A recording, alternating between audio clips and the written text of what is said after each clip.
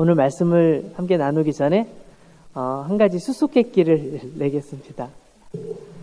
예수님의 어머니는 마리아, 동정녀 마리아, 결혼을 하지 않았던 처녀였는데 예수님을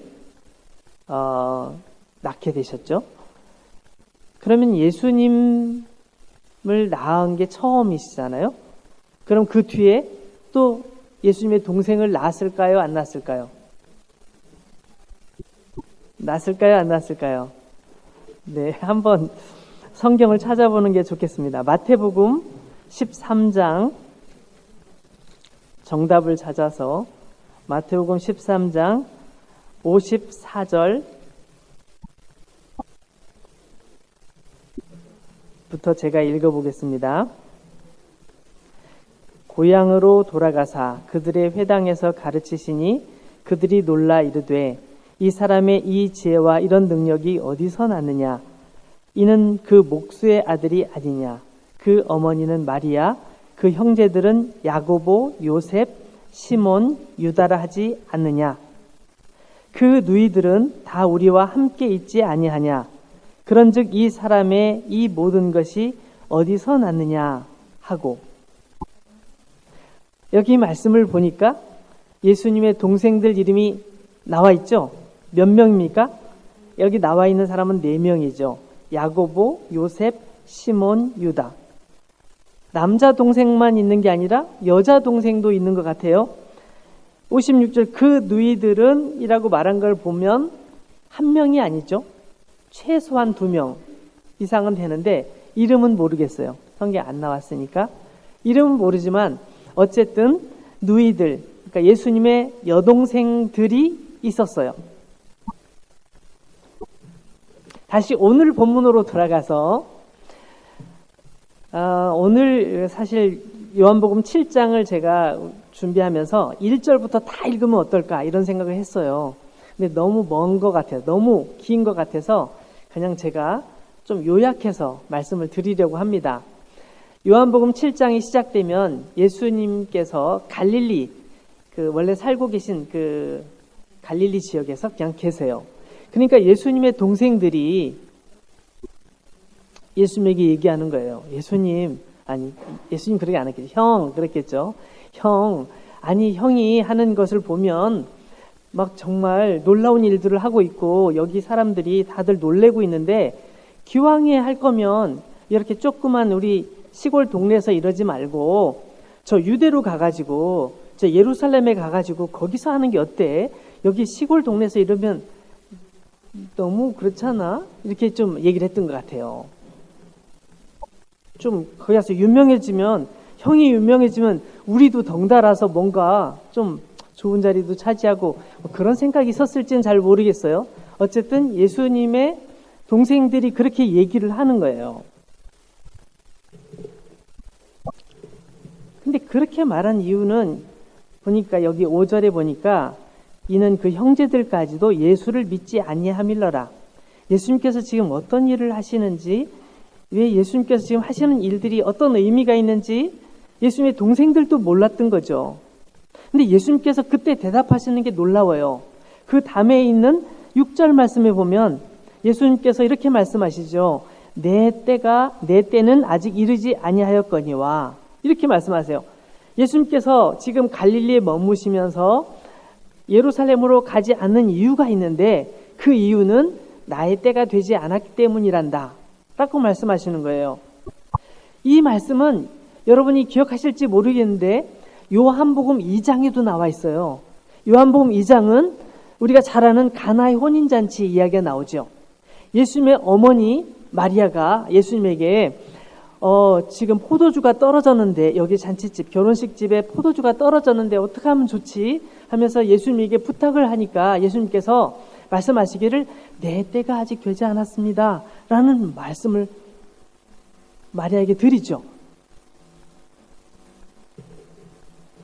여러분 오늘 이 7장에서 오늘 요한복음 7장에서 2번 내 때가 이르지 않았다는 말씀, 예수님의 때가 이르지 않았다는 게 2번 나와요.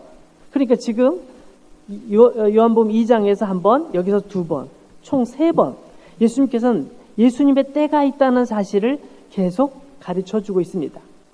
여러분, 요한복음을 읽으면서 우리가 놓쳐서는 안 되는 게 뭐라고요? 예수님은 어떤 분이신지, 예수님은 어떤 분이신지, 나와 어떤 관계가 있는지, 이 요한복음은 그것을 계속 우리에게 말씀하고 계시기 때문에 우리는 그것을 계속 생각하면서 예수님은 어떤 분일까? 예수님께서 내 때라고 말씀하시는 그 때는 어느 때일까? 이것을 계속 생각하면서 들어야 됩니다. 어쨌든 그런 얘기가 있은 후에 초막절이라는 명절이었어요. 명절이 다가왔어요. 그래서 초막절이라는 명절이 됐을 때 예수님께서는 동생들을 먼저 보내면서 먼저 올라가라고, 난 나중에 가겠다고 이렇게 얘기하고 올라가지 않습니다. 그래서 동생들이 명절을 지키러 쫙 올라가요. 그런 내용이 나옵니다. 그런데 12절, 13절 말씀을 보면 사람들이 예수님에 대해서 수근수근 말하는 얘기가 있어요. 사람들 중에 어떤 사람들은 예수님께서 좋은 사람이라고 말하고, 어떤 사람들은 예수님에 대해서 아니야, 사람들을 꼬이는, 유혹하는 사람이야, 이렇게 말하는 사람들이 있어요. 근데 사람들이 크게 말하지 못하는 이유는 뭐냐면, 다른 유대인들이, 예수님을 아주 미워하는 유대인들이 있어서 그 유대인들이 자기들을 공격할까봐 말을 함부로 못하는 거예요. 한번 제가 읽어보겠습니다. 12절 13절 한번 보세요. 예수에 대하여 무리 중에서 수군거림이 많아 어떤 사람은 좋은 사람이라 하며 어떤 사람은 아니라 무리를 미혹한다 하나, 그러나 유대인들을 두려워함으로 드러나게 그에 대하여 말하는 자가 없더라. 그러고 있을 때 예수님께서 조용히, 아무도 모르게 조용히 그 초막절을 지키러 예루살렘으로 올라가십니다. 그리고 조용히 계시다가 성전에서 사람들에게 말씀을 가르치시기 시작한 거예요. 갑자기 나타나서 예수님께서 말씀을 전하시니까 사람들이 이상하다. 뭐라고 했는지 제가 한번 같이 읽어볼게요. 15절 말씀 보면 이렇게 나와 있습니다. 유대인들이 놀랍게 여겨 이르되 이 사람은 배우지 아니할거늘 어떻게 그를 아느냐? 유대인들이 생각할 때 예수님은 목수의 아들이거든요. 목수의 아들은 매일 나무만 깎을 줄 알았지, 못질만 할 줄 알았지, 어떻게 글을 알을까? 글도 모를 거야 라고 생각했는데 예수님께서는 하나님의 말씀을 너무 정확하게 잘 전하시는 거예요. 깜짝 놀라서 이게 뭐지? 이게 뭐야? 이 사람 도대체 누구야? 라고 질문하는 내용들이 나와 있습니다. 예수님께서는 그에 대해서 내 교훈은 내가 스스로 말하는 것이 아니라 하나님께서 위에서 주신 말씀을 내가 전하는 거라고 쭉 말씀하시면서 말씀을 하시는데 사람들이 귀신 들렸을 거야 라고 예수님에 대해서 공격하는 사람들도 있습니다. 20절 말씀을 보면 나와 있어요. 당신이 귀신 들렸군요 라고 말하는 사람도 있어요. 그런 공격이 있음에도 불구하고 예수님께서는 계속 말씀을 전하시면서 그들 가운데 있으십니다. 30절 보니까 유대인들은 예수님을 잡고 싶어 했지만 예수님의 때가 아직 이르지 않았기 때문에 아무도 잡지 못했다는 얘기가 나와요. 30절 말씀을 보실까요? 그들이 예수를 잡고자 하나 손을 대는 자가 없으니 이는 그의 때가 아직 이르지 아니하였음이로라. 그러니까 사람들이 예수님을 잡고 싶어 하지만 사실은 예수님의 때가 아직 잡힐 때가 아닌 거예요. 그러니까 사도 요한은 이 요한복음을 기록하면서 예수님께서는 어떤 때를 향하여 계속 가고 계시구나 라는 사실을 계속 알려주고 있습니다. 그 때는 어느 때일까? 우리로 하여금 궁금해하도록. 우리는 다 알고 있지요. 예수님께서 십자가에서 죽으시는 진짜 고난 당하시는 그때가 있다는 걸 알고 있잖아요. 근데 그때를 향하여 예수님께서는 아무 말씀하지 아니하시고 그때를 향하여 점점 다가가고 계신 거죠. 오늘 37절, 우리 함께 읽었던 말씀 중에 37절로 가보겠습니다. 37절 가보면 예수님께서 갑자기 사람들 앞에서 말씀을 하시는데 한번 37절 보세요. 명절 끝날 곧 큰 날에 예수께서 서서 외쳐 이르시되 누구든지 목마르거든 내게로 와서 마시라. 명절 끝날, 여기 명절 끝날 곧 큰 날이라고 되어 있는데 이스라엘에는 3대 아주 유명한 절기가 있습니다. 첫 번째 뭐죠? 유월절. 두 번째 뭐죠? 오순절. 세 번째 초막절. 우리가 잘 아는 것처럼 유월절은 이집트에서 탈출한 하나님께서 이집트에서 이스라엘 민족을 해방시켜 주신 그 날을 기념하는 날이 유월절입니다. 유월절 다음 날부터 세 가지고 7주, 그러니까 7 곱하기 7이죠. 7 곱하기 7은 49죠. 7은 49. 49일 바로 다음 날 50일째 되는 날을 오순절이라고 말합니다. 오순절. 뻥뜨꽃뜨라고 우리 불어에서 말하잖아요. 오순절. 그리고 세 번째 절기는 초막절이에요. 초막절은 뭐냐면 이스라엘 민족이 이집트에서 나와서 광야를 지나서 가나안 땅에 들어가잖아요. 근데 광야를 지나가는 기간이 40년이었어요.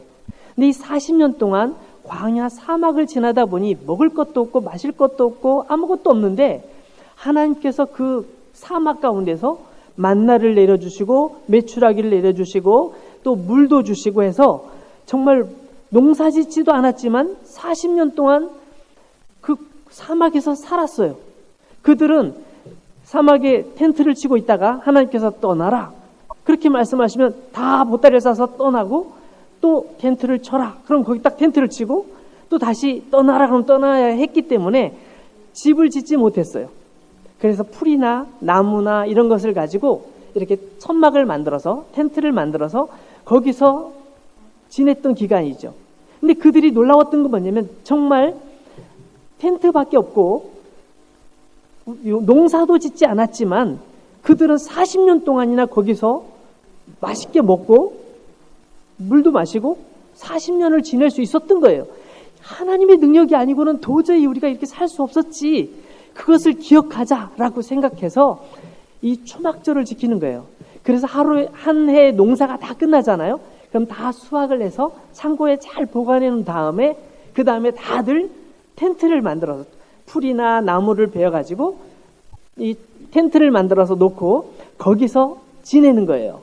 그러면서 야 우리가 옛날에 우리 조상님들은 아무것도 없어도 하나님께서 이렇게 텐트 속에 살게 하셨는데 40년 동안이나 잘 살아오셨어. 하나님께서 도우시니까 가능했어. 하나님께서 함께 하시면 우리는 이런 초막이 근사한 집이 없어도 초막만 있어도 우리는 살아남을 수 있지. 그런 믿음의 고백으로 초막절을 지켰던 거예요.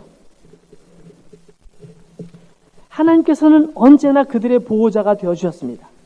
갈급하고 줄일 때마다 만나와 메추라기를 내려주셔서 그들이 배부르게 먹고 편히 쉴 수 있도록 해주셨습니다. 목마를 때는 마실 물을 주셔서 생명을 유지하게 해주셨습니다. 초막절은 이스라엘 민족이 광야에서의 그 40년이라는 긴 세월 동안 안전하게 완벽하게 보호될 수 있게 해주신 하나님의 특별한 기간이었기 때문에 그들은 그 날을 잊고 싶지 않았던 거죠. 유대인들은 이렇게 1년에 3번 큰 절기를 지키면서 특별히 첫 번째 날과 마지막 번째 날은 아무 일도 하지 않고 다 같이 모여서 같이 예배드리고 말씀 듣고 기도하고 그런 시간을 보냈어요. 여기 큰 날이라고 되어 있는 이 의미는 그런 의미가 있는 거죠. 초막절의 큰 날, 마지막 날을 딱 보내고 있는데 보통 초막절 마지막 날이 되면 꼭 하는 행사가 있었다고 해요. 어떤 행사냐면 성전 제단에다가 물을 붓는 행사예요. 우리 실로암이라는 연못 알죠? 실로암 연못. 우리가 지난번에 한번 말씀을 나눴는데 실로암 연못에 제사장들이 가서 물을 떠다가 그 물을 제단 위에 뿌리는 거예요. 제단 위에 물을 잔뜩 뿌려요. 그러면서 하나님께 기도하는 거죠. 하나님, 이제 새로운 한 해가 시작될 때 우리가 농사가 잘 되게 해주시고 물이 하늘에서 비가 많이 내려서 정말 농사짓는 데 부족함이 없도록 그래서 좋은 열매, 결실들을 맺게 해주세요 라고 기도하는 거예요. 왜 그렇게 기도했냐면 이스라엘 땅은 바다가 많지 않아요. 땅이 아주 안 좋아요. 그래서 하늘에서 내리는 비가 없으면 농사를 못 짓는 거예요. 프랑스에서 뭔가 그 야채 같은 거 텃밭을 갖고 본 사람들은 잘 알겠지만 여기도 마찬가지 햇빛이 너무 세니까 물을 안 주면 매일매일 물을 안 주면 다 죽어버려요. 타 죽어버려요. 매일매일 물을 줘도 타 죽는 경우가 있잖아요. 한국 같으면 그런 경우는 막 찾기 힘든데 여기는 매일매일 물을 안 주면 식물이 곧바로 시들어 죽어버리잖아요. 타 죽어버리잖아요. 이스라엘은 더 심한 거예요. 그 비가 막 올 때가 있는데 그때 비가 제대로 안 오면 완전히 농사를 망쳐가지고 그냥 1년 동안 아무것도 없이 사는 거예요. 농사를 망치면 뭐 어떻게 돼요? 먹을 게 없죠? 또 돈도 마련할 수 없죠? 뭐 가진 게 하나도 없는 거예요. 그래서 비가 오지 않는다. 그건 불행하다는 뜻하고 똑같은 거예요. 비가 오지 않아. 그럼 완전히 농사 망친 거고 인생이 망친 거고 아무것도 할 수 없는 상태가 되는 거죠. 그래서 하나님께서 도와주시지 않으시면 농사를 제대로 지을 수 없습니다. 우리를 도와주세요. 그래갖고 제사장들이 물을 제단에 뿌릴 때 나머지 사람들이 하는 말이 있어요. 호산나, 호산나라고 외쳐요. 호산나 뭐예요? 주여 우리를 구원하소서. 주여 우리를 구원하소서. 그런 뜻이거든요. 우리를 구원해 주세요. 우리를 살려주세요. 우리를 도와주세요. 왜? 비가 많이 내리지 않으면 우리는 죽어요. 그러니 우리를 도와주세요라는 그런 고백인 거죠. 그래서 제단에서 물이 막 뿌려질 때 사람들은 호산나, 호산나 하면서 외치는 거예요. 그런데 그 초막절 마지막 날 그 행사가 있는 그때에 예수님께서 딱 나오시더니 이렇게 말씀하시는 거예요. 누구든지 목마르거든 내게로 와서 마셔라. 내게로? 사람들이 다 예수님을 쳐다봤겠죠. 누구든지 목마르거든 내게로 와서 마셔라. 예수님께서 그렇게 말씀하신 이유가 있어요. 여러분, 제단에 물을 뿌려서 예식을 잘 거행했어요. 그런다고 진짜 인생이 행복해지느냐? 정말 물을 뿌리고 같이 호산나 한 것처럼 정말 그게 농사가 잘 됐어요. 정말 잘 됐어요. 풍년이 들었어요. 막 정말 돈을 많이 벌었어요.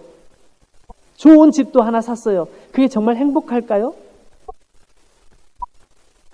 여러분, 가끔 뉴스를 보면 정말 부자, 정말 돈 많은 사람, 정말 명예를 많이 가진 사람들이 나는 정말 불행해요. 난 너무 불행해요. 그렇게 얘기하는 거 들어본 적 있으신가요? 그런 경우들이 많이 있어요. 우리는 돈이 조금 많이 있으면 막 이것도 사고 저것도 사고 뭣도 하고 좋을 것 같고 행복할 것 같은데 정말 돈이 많은 사람을 얘기를 들어봤더니 아니에요. 난 너무너무 불행해요. 돈이 인생의 전부가 아니더라고요. 그렇게 얘기하더라고요.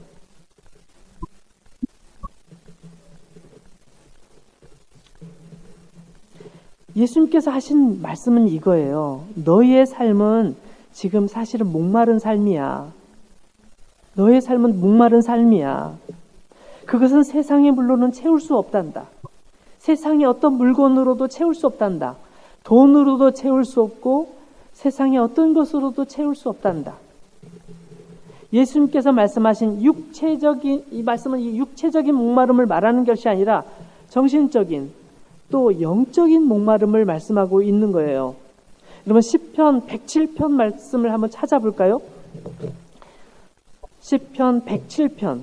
어떤 분은 성경 찾는 게 귀찮을 수도 있어요. 근데 열심히 찾다 보면 올해 1년이 지나고 이제 내년 정도 됐을 때는 성경을 누구보다도 잘 찾는 사람이 될 겁니다. 시편 107편.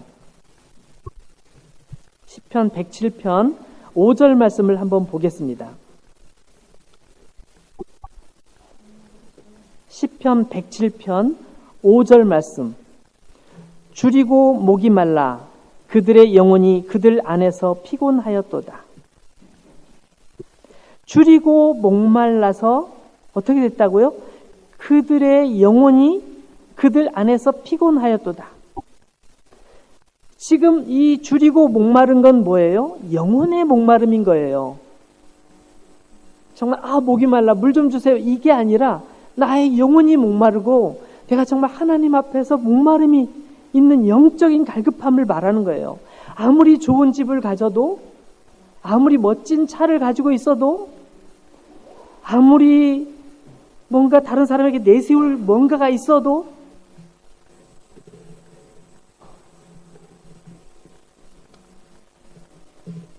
하나님이 아니고는 절대로 채울 수 없는 마음속에 그 목마름이 있는 거예요. 하나님으로만 채울 수 있는, 하나님의 아들 예수 그리스도로만 채울 수 있는 그 목마름이 있는 거예요. 여러분이 마음속에 힘들고 지치는 이유를 가만히 파악해 보면 그것은 돈이 없어서 배고파서라기보다도 다른 데 이유가 있어요. 하나님이 없어서 그런 경우가 있는 거예요. 그런 인생을 향하여 예수님께서 말씀하시는 거예요. 누구든지 목마르거든 다 내게로 와라. 내게로 와서 마셔라. 누구든지라고 예수님께서 초청하고 계신 것입니다.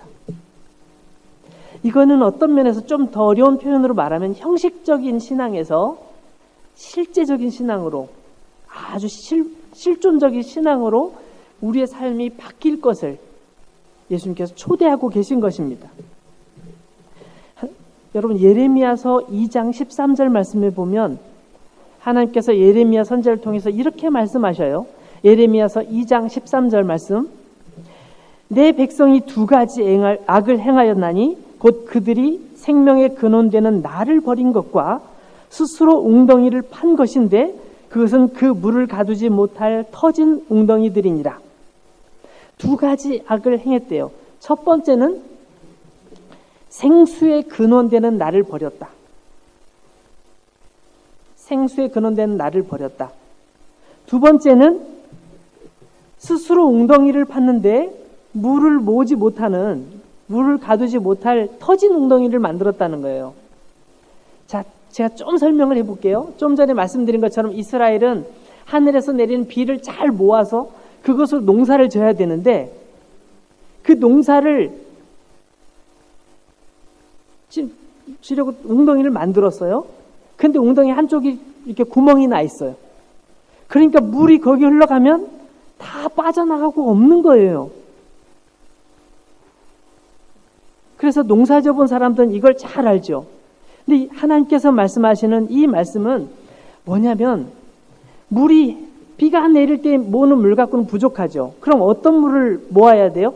샘솟아 나오는 샘의 물을 모으면 비가 안 와도 상관없잖아요. 근데 하나님께서 내가 바로 그 샘물이야. 나는 물이 계속 나온단다. 내 물을 마셔. 라고 하나님께서 말씀하시는데 저는 관심 없어요. 저는 관심 없으니까 내가 알아서 할게요. 라고 말하면서 생수의 근원 대신 하나님을 버린 거예요. 그러니까 물을 모을 수가 없죠. 두 번째는 자기 스스로 뭔가를 하겠다고 만들었는데 구멍이 뚫려 있어서 아무리 모으려고 해도 모여지지 않는, 그래서 이 예레미야 선지자를 통해서 주신 이 말씀은 사람이 하나님을 떠났을 때, 또 심한 표현, 좀 더 심한 표현으로 하나님을 버렸을 때 어떤 일이 발생하는지 그걸 보여주는 거예요. 계속 목마르고 계속 뭔가 힘들고 근데 해결 방법은 없고, 그게 바로 이런 상태를 말하는 거죠. 생수의 근원 되신 하나님, 그의 독생자 예수 그리스도를 떠나서는 어떠한 행복도 평안도 찾기가 불가능하다는 거예요. 여러분 혹시 여러분이 터진 웅덩이를 가지고 계시지는 않으세요? 하나님, 잠깐만 옆에 계세요. 하나님, 저 지금은 필요 없어요. 지금 제 힘으로 다 할 수 있으니까 제가 알아서 할게요. 하나님 도움 필요 없어요. 저도 그래도 자존심이 있죠. 딱 이렇게 하면서 내 스스로 뭔가를 하려고 하는데 그 웅덩이가 터진 웅덩이. 혹시 여러분 그런 분 없으세요? 다시 오늘 본문으로 돌아가 볼게요. 요한복음 7장 38절로 한번 가볼게요. 예수님께서 그에 대해 이렇게 말씀하시죠. 나를 믿는 자는 성경의 이름과 같이 그 배에서 생수의 강이 흘러나오리라. 다시 읽어봅니다. 나를 믿는 자는 성경의 이름과 같이 그 배에서 생수의 강이 흘러나오리라. 이 말씀은 좀 이해하기 어려워요. 좀 어려운 표현이에요. 그래서 이 말씀을 이해하려면 구약성경 에스겔서 37장을 봐야 돼요. 47장, 에스겔 47장을 봐야 돼요. 여기는 어떤 얘기가 나오냐면 에스겔 선지자가 환상 중에 성령님에 이끌려서 하나님의 성전에 가요. 하나님의 성전에 갔는데 그때가 어떤 때냐면 지난번에 김영숙 전사님 설교하시면서 말씀하셨던 그때인데 유다 왕 여호야긴이 바벨론에 사로잡혀 가서 5년이 됐어요. 그러니까 나라의 왕이 포로로 끌려가 버렸어요. 그럼 그 나라가 어떻게 되겠어요? 나라가 완전히 망했죠. 완전히 망했죠. 왕이 끌려갔으니까. 왕이 포로가 돼서 끌려갔으니 어떤 상황이겠어요? 막 많은 국민들이 다 끌려갔어요. 다 끌려가고 이 에스겔 선지자도 나이 30살에 하나님의 선지자로 부름을 받았지만 그도 역시 끌려간 거예요. 다 끌려갔어요. 다 끌려가고 막 엉망인 거죠. 국가적으로나 개인적으로나 정말 미래가 보이지 않는 그런 시기였는데 그때 하나님께서 에스겔 선지자를 데리고 하나님의 성전으로 딱 데리고 가셨어요. 그 성전에 데리고 쫙 보고 있는데 성전 문에 딱 가보니까 성전 앞에 그쪽에 딱 보니까 거기서 가만히 보고 있으니까 무슨 소리가 들려. 가만히 보니까 물이 쫄쫄쫄쫄쫄쫄하고 성전에서 나오는 거예요. 성전에서 물이 나오고 있네? 저 왜 물이 나오지? 이렇게 보고 있는데 그 물이 쭉쭉쭉쭉 하더니 점점 밖으로 나가는 거예요. 그리고 바깥으로 나와서 보니까 그 물이 막 더 많이 흘러가는 거예요. 더 많이. 그때 성령께서 1천척을 쭉 측량한 다음에 자 이제 한번 깊이를 재볼까? 해서 딱 깊이를 재보니까 그 물이 굉장히 많아지더니 발목 정도까지 이렇게 될 만큼 물이 많아진 거예요. 그 다음에 좀 더 갔더니 그 다음에는 무릎까지 오는 거예요. 그래서 좀 더 갔더니 물이 허리까지 오더니 그 다음에 또 1천척을 그냥 계속 1천척 재면서 가서 봤더니 마지막에는 이거 너무 깊어. 수영을 하지 않으면 건널 수 없는 큰 강이 된 거예요. 그 강이 어디서부터 시작됐다고요? 하나님의 성전에서부터 시작돼서 쫙 퍼져나가면서 막 사방에 퍼진 건데 거기서 놀라운 게 있어요. 에스겔 47장 9절 말씀에 보면 이런 말씀이 나와 있어요. 이 강물이 이르는 곳마다 번성하는 모든 생물이 살고 또 고기가 심히 많으리니 이 물이 흘러감으로 바닷물이 되살아나겠고 이 강이 이르는 각처에 모든 것이 살 것이며 이렇게 되어 있는 거예요. 그러니까 이 말씀을 보면 이 성전에서부터 나온 물은 모든 걸 살리는 거예요. 모든 걸 살려요. 모든 걸 살려. 모든 걸 살리고 있는데 지금 눈을 감고 주무시는 분이 계시군요. 네. 예수님께서 이 성전에 대하여 에스겔이 성전에 대해서 말씀한 이 말씀을 사실은 예수님께서 인용하고 계신 거나 마찬가지예요. 그래서 예수님께서는 에스겔을 통해서 말씀하신 것처럼 샘이 강을 이루고 그것은 온 세상을 살리는 큰 능력이 될 거라고 말씀하고 계신 거죠. 하나님께서는 우리 뱃속에서 생명수가 넘쳐 흘러나와서 땅을 적시면서 온 세상의 생명들을 살리기를 원하시는 것이죠. 여기서